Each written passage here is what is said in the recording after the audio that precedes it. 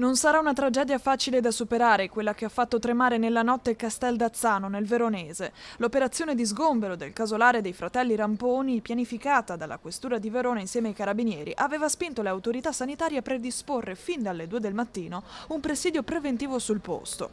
L'esplosione, del tutto inaspettata, ha poi fatto scattare immediatamente il piano di maxi emergenza. È stata una notte impegnativa, diciamo, ecco, è stata una notte impegnativa perché erano già sul posto i nostri del SUEM 118 per un'operazione che era in qualche modo programmata e che però non ci aspettavamo che accadesse poi quello che è accaduto.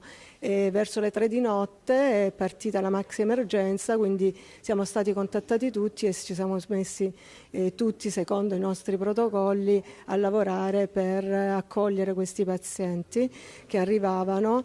In totale sono stati 19, 8 al Borgo Roma, 9 a Borgo Trento, gli altri distribuiti sul territorio. Il SUEM 118 dell'azienda ospedaliera universitaria integrata di Verona era già operativo con un'automedica, un'ambulanza e una base logistica, il che ha permesso il rapido trasferimento delle vittime in ospedale. Il trauma ha avuto un'energia molto importante, molto devastante, per cui sono associate le lesioni da fumo, da fiamme, a quelle poi all'esplosione, per cui molte persone sono state eiettate e a diversi metri di distanza dal luogo, per cui sono traumi ad energia molto molto importante. Una notte difficile anche per i colleghi che hanno dovuto assistere inermi alla scena. Sono giovani e quindi coinvolti anche loro in relazioni di amicizia, di collaborazione, di lavoro insieme, per cui è stata una notte pesante anche per loro, non solo dal punto di vista fisico ma anche dal punto di vista emotivo. Ho parlato con i militari, con i medici dei carabinieri